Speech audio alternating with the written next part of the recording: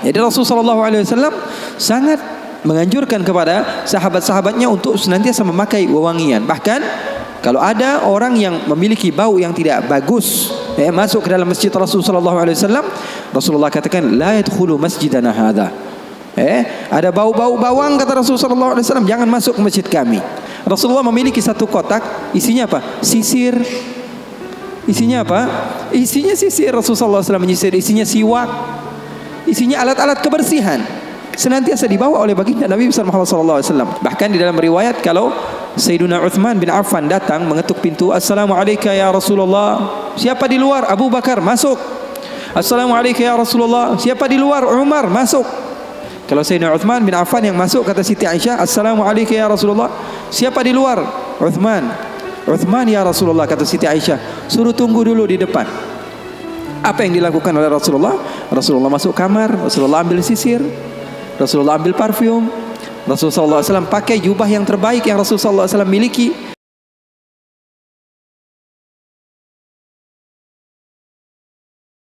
Ilmu yang banyak, akan tetapi kalau tidak diamalkan, hasilnya adalah kosong. Ilmu yang banyak, tapi amalnya tidak ada, hasilnya kosong.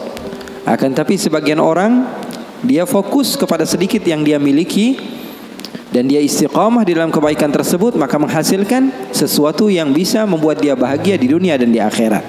Oleh karena itu pesan saya, apa yang telah disampaikan Al-Habib Muhammad barusan, banyak ilmu yang bisa kita ambil, banyak ilmu yang bisa kita gali, banyak ilmu yang bisa kita amalkan. Sedikit yang beliau katakan, ambil, amalkan. Terkadang sebagian di antara kita kalau kebanyakan malah error. Betul atau tidak? Betul atau tidak? Makanya ada kaidah mengatakan apa? Ma la yudraku kulluh la yutraku julluh. Jadi pesan saya di pertemuan ini, insyaallah mulia ini, enggak usah panjang-panjang Yang tadi aja kita ulang-ulang lagi, kita ingat-ingat lagi, kita amalkan. Saya kira segitu saja dari saya.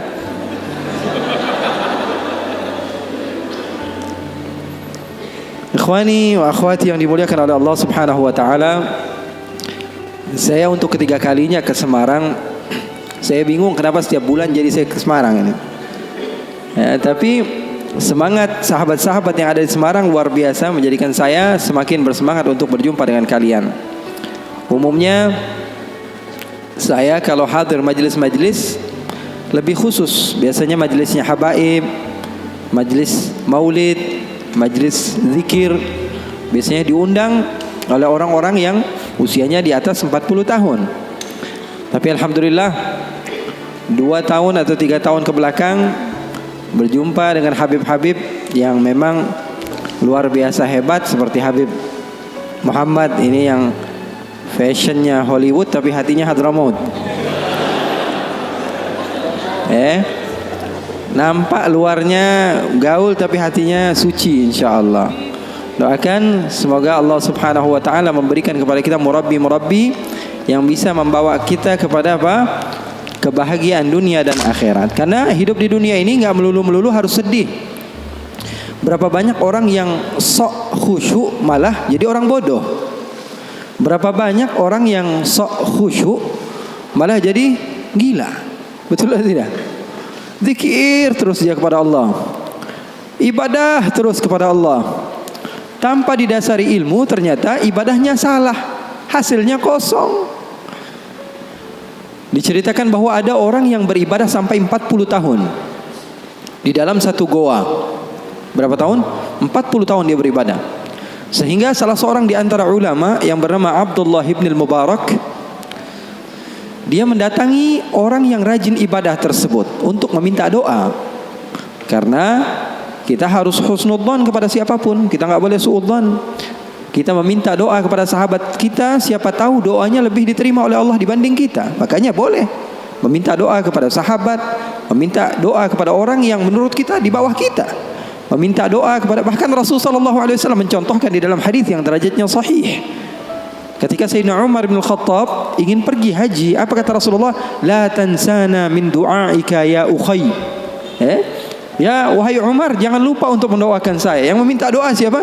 Nabi besar Muhammad sallallahu alaihi wasallam. Kalau zaman sekarang orang bukan berlandaskan guru yang sampai bersambung ilmunya kepada Rasulullah, bersandar dia haddatsani Google, qala haddatsani YouTube, qala haddatsani Instagram, ya. Pengambilan riwayat ilmunya dari orang-orang yang enggak jelas. Dikit-dikit mengatakan, "Wah, kok minta doa sama orang lain, minta sendiri aja." Memangnya Allah hanya mendengar dari sahabat kamu, bukan dari diri kamu. Rasulullah contoh tauladan yang baik. Nabi Muhammad saja minta doa daripada sahabat-sahabatnya, daripada Sayyiduna Umar bin Khattab. Oleh karena itu, seseorang yang bernama Abdullah bin Al-Mubarak, ini dukun apa Beb? Kok ini asapnya ke saya terus? Apa sunnah Beb? Ini boleh kita bahas juga Beb ini Beb. Jadi terkadang sebagian orang mengira sesuatu yang aneh, ya, dan dia tidak mengetahui hal tersebut, itu adalah hal yang salah. Ikhwani, sesuatu yang kamu tidak ketahui tidak mesti itu tidak ada. Paham atau tidak? Itu catat itu.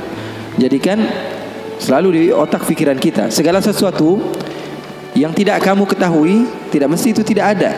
Karena terkadang batas otak pikiran kita hanya sebatas apa yang kita ketahui. Contohnya, saya punya sahabat ini pernah ke Kuala Lumpur sekali doang, padahal ke Kuala Lumpur, ke Malaysia, itu juga transit dia, ya. Dia mau umrah, dia transit sebentar ke Kuala Lumpur, keluar 2 jam, kemudian dia masuk lagi, lalu pergi ke Jeddah. Saya kalau pergi ke Malaysia, karena dulu saya banyak kajian di Malaysia, baru sekitar 3 atau 4 tahun saya tinggalkan Malaysia, saya lebih banyak di sini, ya. Di Indonesia baru sekitar 3 atau 4 tahun.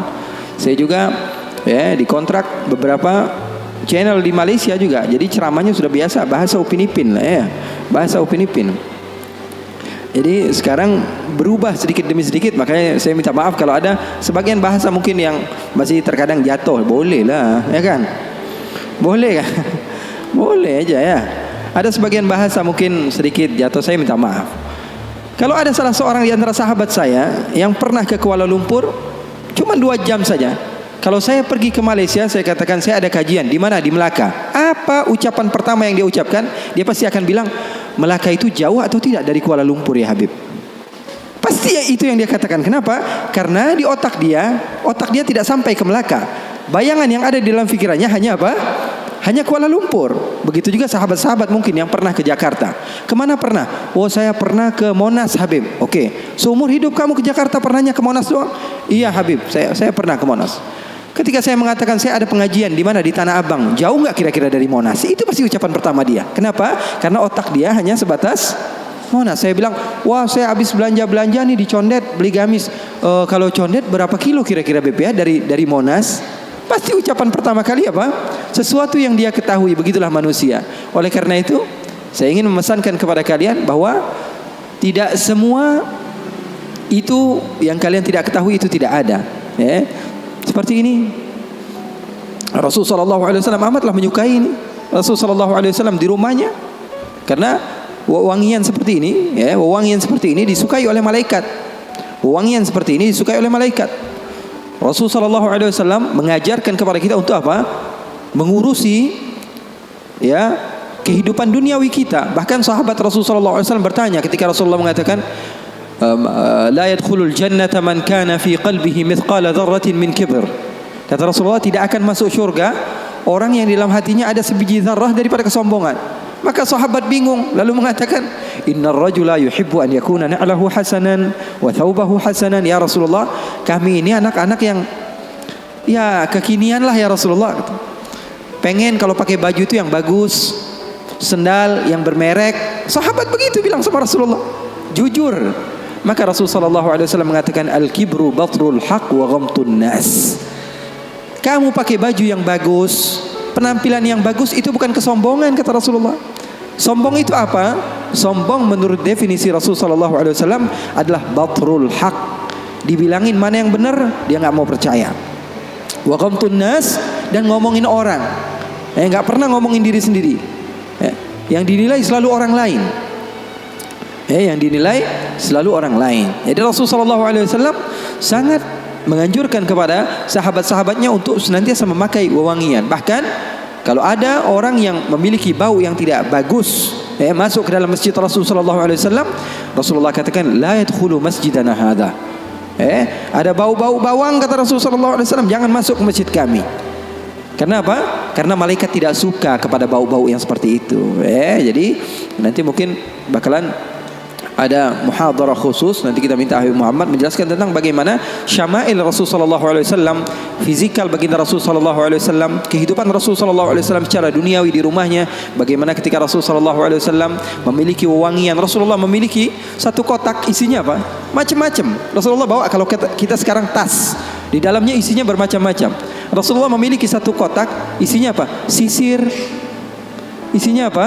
Isinya sisir. Rasulullah SAW menyisir. Isinya siwak, isinya alat-alat kebersihan, senantiasa dibawa oleh baginda Nabi Muhammad SAW. Sesuatu yang kita tidak ketahui itu tidak mesti tidak ada. Kitanya aja yang kurang piknik di dalam membaca. Gampang nyalahin orang lain. Rasulullah SAW bahkan di dalam riwayat, kalau Sayyiduna Uthman bin Affan datang mengetuk pintu, Assalamualaikum ya Rasulullah. Siapa di luar? Abu Bakar. Masuk. Assalamualaikum ya Rasulullah. Siapa di luar? Umar. Masuk. Kalau Sayyidina Uthman bin Affan yang masuk, kata Siti Aisyah, Assalamualaikum ya Rasulullah. Siapa di luar? Uthman. Uthman ya Rasulullah, kata Siti Aisyah, suruh tunggu dulu di depan. Apa yang dilakukan oleh Rasulullah? Rasulullah masuk kamar, Rasulullah ambil sisir, Rasulullah ambil parfum, Rasulullah SAW pakai jubah yang terbaik yang Rasulullah SAW miliki. Lalu Rasulullah duduk dan mengatakan kepada Sayyidina Uthman, masuk kamu wahai Uthman. Siti Aisyah bingung, ya Rasulullah, kok begini ya Rasulullah? Ayahku dibiasain aja, Sayyidina Umar dibiasain aja, kok ketika Sayyidina Uthman masuk kamu fashionnya berubah?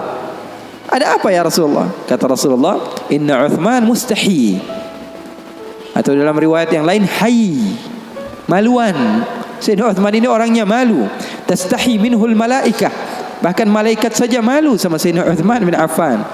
Rasulullah SAW memperhatikan hal yang seperti itu. Enggak melulu orang yang soleh itu adalah orang yang berantakan, ya enggak.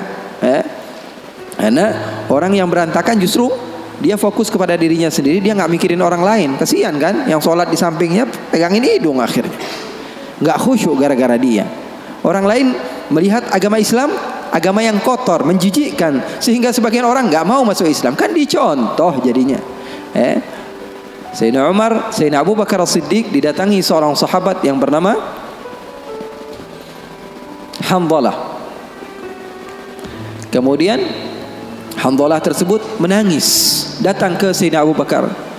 Wahai Abu Bakar, wahai Abu Bakar, nafaqa Hanzalah. Hanzalah sudah munafik wahai Abu Bakar. Kenapa wahai Hanzalah? Kata Sayyidina Abu Bakar, aku sudah mendatangi beberapa sahabat, akan tapi aku yakin kau adalah sahabat terdekat Rasulullah. Saya mau curhat sama kamu wahai Abu Bakar. Kenapa kamu katakan kepada saya Hanzalah sudah menjadi orang yang munafik wahai Abu Bakar? Apa ceritanya? Kata Sayyidina Abu Bakar, saya ini, kata Hanzalah, kalau lagi duduk sama Rasulullah, ikut kajian Rasulullah, majlis bersama Rasulullah, hati saya ini tentram, tenang sekali. Rasanya pengen banget jadi hamba yang soleh.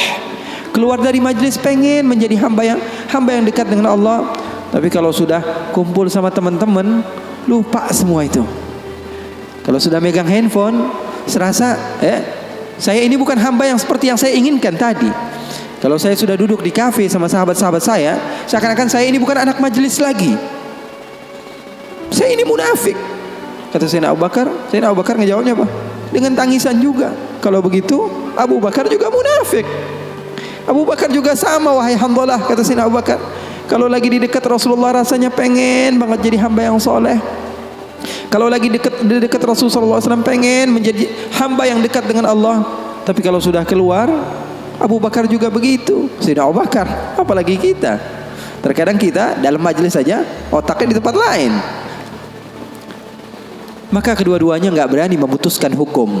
Datang ke Rasulullah dan Rasulullah memberikan jalan keluar. Kata Rasulullah SAW, sa'ah bisa'ah. Kata Rasulullah, wahai Abu Bakar, bolehlah kamu berikan kepada jiwa kamu, raga kamu, pikiran kamu untuk dunia sebentar, untuk berbahagia. Agama Islam itu tidak mengekang kalian hanya untuk apa? Solat saja. Karena kalau di dalam Islam hanya solat saja, tentu orang yang solatnya lebih banyak, lebih mulia dibanding orang yang solatnya lebih sedikit. Saya akan katakan orang yang salat isyaknya 8 rakaat tentu lebih hebat dari orang yang salat isyaknya 4 rakaat. Betul atau tidak? Tapi agama Islam bukan dilihat daripada banyaknya. Tapi agama Islam dilihat daripada seseorang ikut akan perintah Allah dan menjauhi larangan-larangan Allah Subhanahu wa taala.